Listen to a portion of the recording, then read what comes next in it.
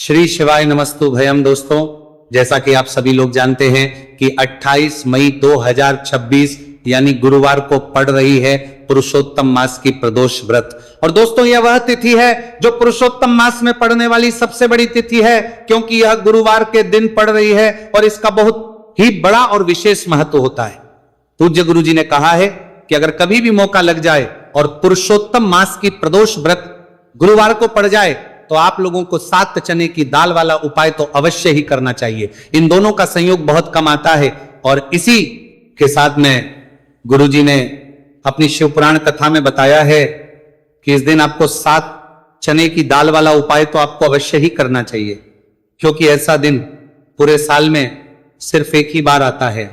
और दोस्तों, आप सभी लोग जानते हो कि गुरुवार प्रदोष व्रत का अगर सबसे बड़ा कोई उपाय है तो 7 चने की दाल वाला उपाय है।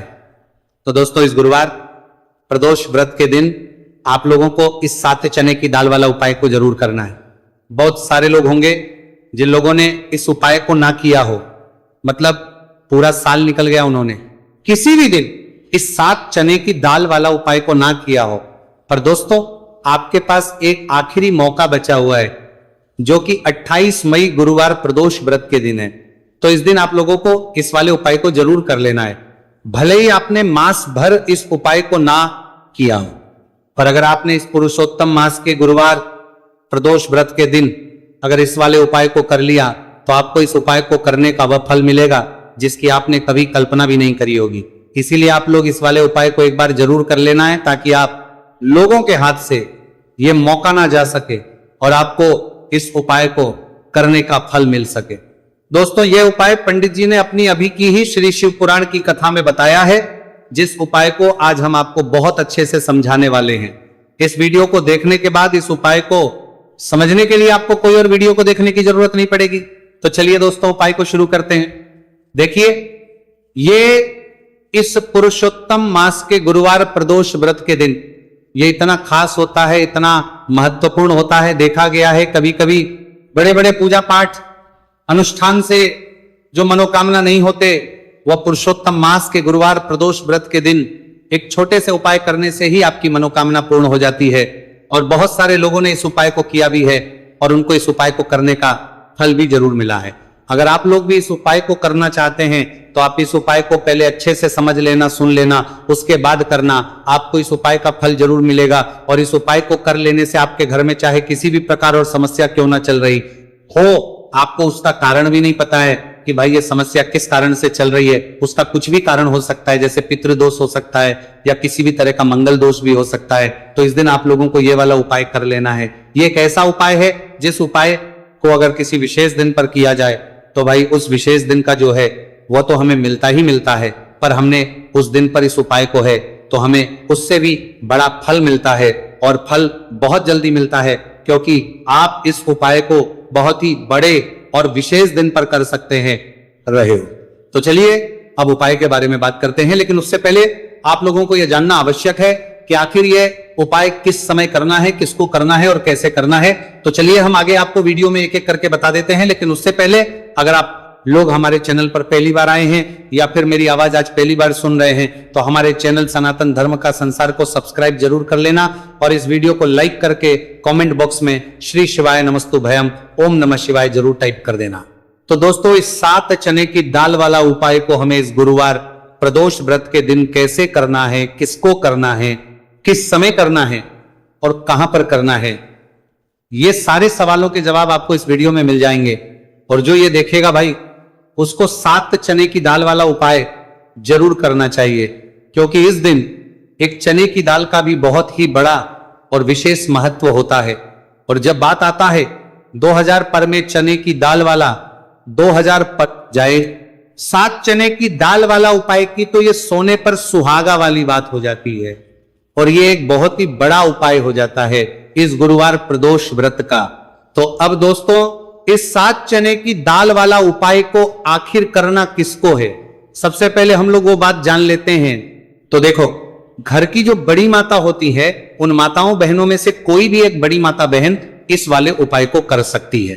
और दोस्तों अगर आप चाहे तो अपने घर में से सभी सदस्यों को भी इस उपाय को करवा सकते हैं। अगर किसी व्यक्ति की खुद की कोई मनोकामना है, खुद की कोई दुख और परेशानी है जो कि वो अपने लिए ही करना चाहता है, इस वाले उपाय को तो वो खुद अपने लिए भी कर सकता है।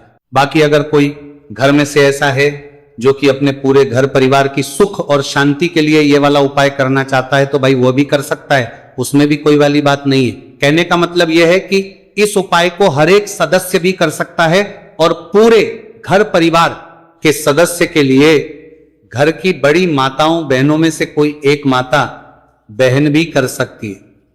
माताएं बहनें अगर घर में उपस्थित ना हो या वो ये वाला उपाय ना कर पा रही हो तो फिर घर का कोई बड़ा सदस्य भी इस 7 चने की दाल वाला उपाय को कर सकता है, चाहे फिर वह पुरुष ही क्यों ना हो, उसमें कोई भी दिक्कत वाली बात नहीं। अब दोस्तों जो अगला प्रश्न निकल कर आता है वो ये आता है इस उपाय को लेकर कि आखिर इस उपाय को हमें किस समय करना, सुबह के समय करना है कि शाम के समय करना है। तो देखो इस वाले उपाय को आप लोग सुबह के समय भी कर सकते हो और शाम के समय प्रदोष काल में भी कर सकते हो। अब अगर आप पूछो कि भाई साहब सबसे उत्तम समय कौन सा रहेगा इस 7 चने की दाल वाला उपाय को करने का, तो हम आपसे बस यही कहेंगे कि इस उपाय को आप सुबह के समय करेंगे तो ज्यादा बेहतर होगा।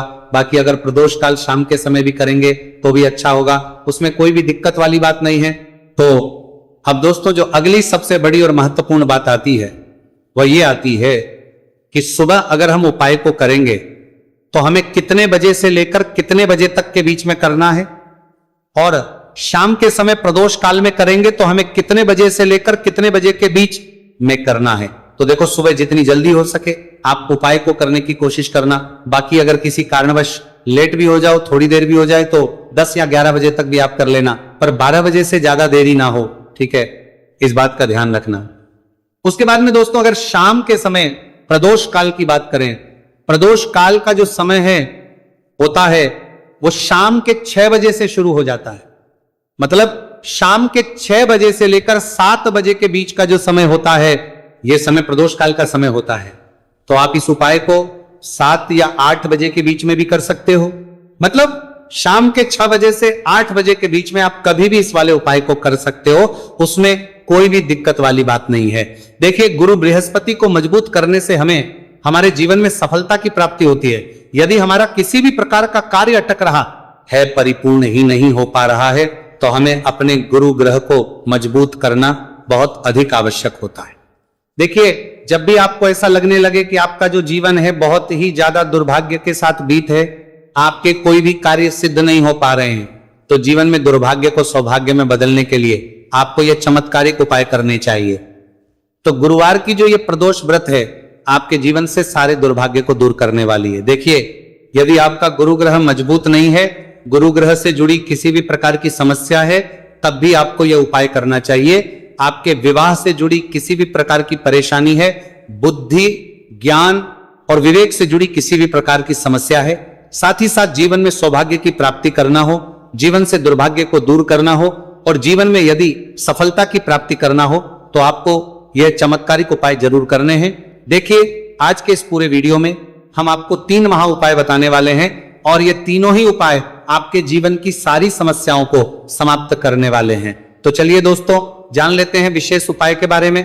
देखिए इस उपाय को करने के लिए आपको मात्र 7 चने की दाल लेनी होगी, यानी कि आपको 7 चने की दाल लेनी होगी। देखिए चने की दाल जब भी आप लेंगे तो ये कहीं से भी टूटी हुई भी खंडित नहीं होनी चाहिए, इस बात का आपको विशेषकर ध्यान रखना है। इसी के साथ में आपको एक तांबे के पात्र के अंदर शुद्ध जल लेना होगा और इसी के साथ में आपको एक स्टील की कटोरी लेनी होगी जिसमें आपको शुद्ध जल लेना है। इसी कटोरी के अंदर आपको 1 से 2 गुड़ के टुकड़े भी डाल देने हैं, यानी कि आपको गुड़ वाला जल तैयार कर लेना है। अब इन तीनों ही सामग्रियों को लेकर के आपको पहुंचना है भगवान शिव के मंदिर में। देखिए दोस्तों ये जो उपाय है आप इस गुरुवार प्रदोष व्रत के दिन सुबह से लेकर के शाम तक किसी भी समय में कर सकते हैं। देखिए दोस्तों सबसे पहले तो आपके पास जो 7 चने की दाल है, इसे आपको जो आपने गुड़ वाला जल तैयार किया है उसमें आपको डालनी है। आप 7 चने की दाल भी ले सकते हैं, 11 चने की दाल भी ले सकते हैं, 21 भी ले सकते हैं, और यदि आप 41 चने की दाल लेते हैं तो बहुत ही शुभ होता है। तो आपके पास जितनी भी चने की दाल है सबसे पहले तो आपको उसे गुड़ वाले जल के अंदर डाल देनी है। अब देखिए दोस्तों आपके पास जो 1 लोटा शुद्ध जल है, इसमें से थोड़ा सा जल सबसे पहले आपको भगवान शिव की शिवलिंग के सीधे तरफ जहां गणेश जी का स्थान होता है वहां पर आपको अर्पित करना है। फिर थोड़ा सा जल श्री कार्तिकेय जी वाले स्थान पर अर्पित करना है। फिर आपको थोड़ा सा जल माता अशोक सुंदरी वाले सन पर अर्पित करना है। फिर आपको थोड़ा सा जल माता पार्वती के हस्तकमल यानी कि कटी वाले भाग पर अर्पित करना है। और अंत में आपको थोड़ा सा जल भगवान शिव के शिवलिंग पर भी अर्पित कर देना है। और उस पात्र के अंदर आपको थोड़ा सा जल और शेष बचा लेना है, यानी कि पांचों ही स्थान पर थोड़ा थोड़ा जल अर्पित करने के बाद अंत में शेष जल और उस पात्र के अंदर आपको बचा लेना है। अब आपको बृहस्पति ईश्वर महादेव का स्मरण करना है और आपके पास जो चने की दाल है इसे आपको अपने सीधे हाथ में रखनी है। देखिए गुरुवार का दिन है, इसीलिए आपको ओम नमो भगवते वासुदेवाय इस मंत्र का जाप भी करना है। अब देखिए दोस्तों, आपके पास जितने भी चने की दाल है, चाहे 7 है, 11 है, 41 है, उतनी बार आपको बृहस्पतिश्वर महादेव का स्मरण है। और ये जो चने की दाल है इसे आपको भगवान शिव के शिवलिंग पर अर्पित कर देनी है। आपको लगातार बृहस्पतिश्वर महादेव का स्मरण करते रहना है। अब देखिए अंत में जो आपने उस पात्र के अंदर शेष जल बचाया था इसे आपको भगवान शिव के शिवलिंग पर ही धीरे धीरे अर्पित कर देना होगा। श्री शिवाय नमस्तु भयम इस मंत्र का जाप करते हुए यह उपाय करने मात्र से आपका जो भाग्य है वो स्वर्ण के समान चमकने लगता है। आपके से जो भी दुर्भाग्य है वो दूर होता है। तो इस प्रकार से आपको यह उपाय कर लेना है। यह उपाय आप सुबह से लेकर के शाम तक किसी भी समय में कर सकते हैं। अब दोस्तों हम जान लेते हैं गुरुजी द्वारा बताए गए दूसरे उपाय के बारे में। देखिए इस उपाय को करने के लिए आपको सबसे पहले तो मात्र थोड़ा सा शुद्ध घी लेना होगा। देखिए आपको मात्र आधा चम्मच ही शुद्ध घी लेना है और इसी के साथ में आपको एक तांबे के पात्र के अंदर आपने ही घर से शुद्ध जल लेना होगा। और इन सभी सामग्रियों को लेकर के आपको भगवान शिव के मंदिर में पहुंच जाना है। आप ये उपाय सुबह से लेकर के शाम तक किसी भी समय में कर सकते हैं। देखिए सबसे पहले तो आपके पास जो एक लोटा शुद्ध जल है इसे आपको धीरे धीरे शिवलिंग पर अर्पित कर देना है। श्री शिवाय नमस्तु भयम इस मंत्र का जाप करते हुए और बृहस्पतिश्वर महादेव का मन में स्मरण करते हुए। अब देखिए दोस्तों, आपके हाथ की जो अंगूठे के पास वाली उंगली होती है, तर्जनी उंगली, उसमें आपको यह शुद्ध घी लेना है और इस उंगली से आपको शिवलिंग पर जहां माता अशोक सुंदरी का स्थान होता है वहां पर आपको इस घी से अच्छे से लेपन करना है। यानी कि माता अशक्त सुंदरी वाले स्थान पर आपको अच्छे से घी का लेपन कर देना है।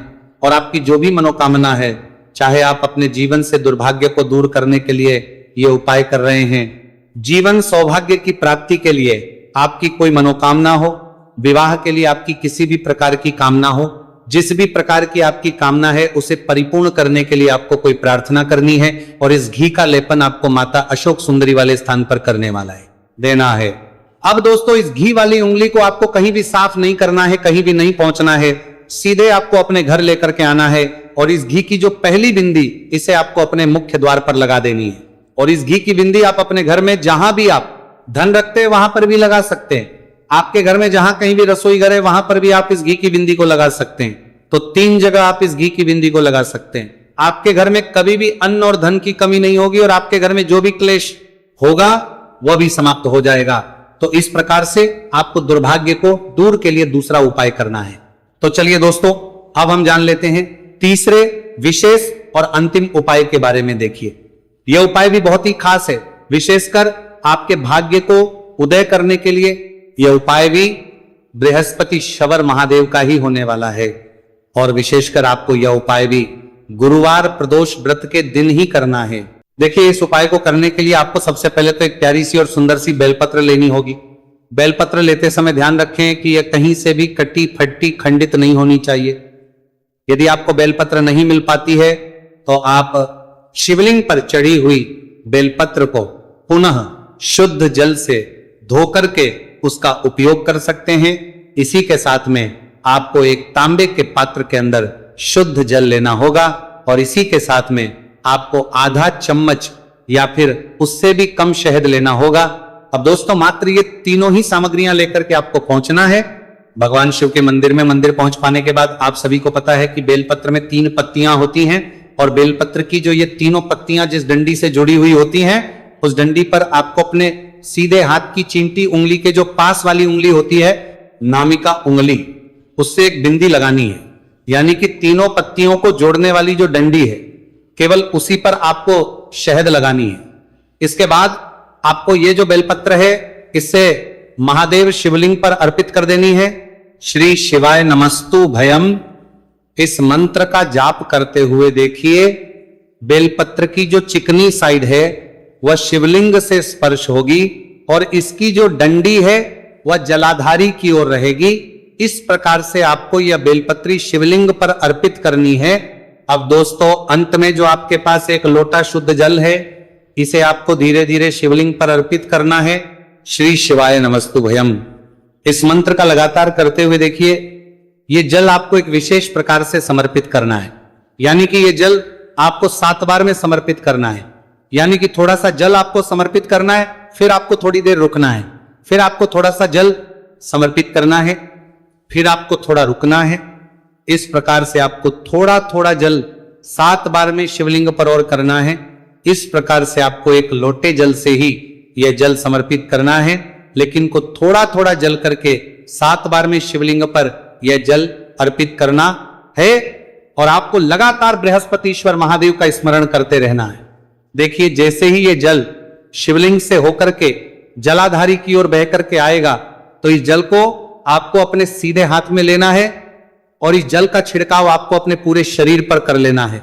बृहस्पतिश्वर महादेव का मन में स्मरण करते हुए ये जो उपाय है आपके भाग्य का उदय करता और आपके जीवन से दुर्भाग्य को दूर करता है। तो बहुत ही आसान सा उपाय है। इस उपाय को भी आप इस गुरुवार की प्रदोष व्रत पर करके जरूर देखना, आपको निश्चित ही लाभ होगा। तो दोस्तों